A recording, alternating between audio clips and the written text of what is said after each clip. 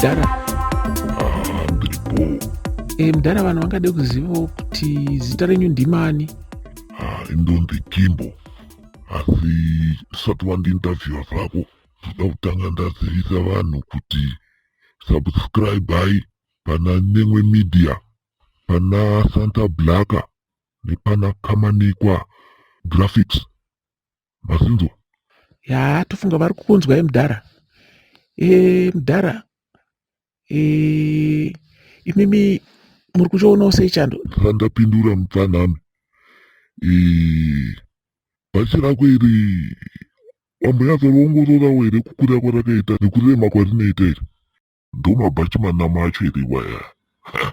Itini mvana. Iri bhachi rako iri unotiwo ndikakudira mvura yedzinedzi ungaome nhasi? Aiwa, unozooma kuswera mangwana. Musima kutozvinyanya here Mudhara Kimbo?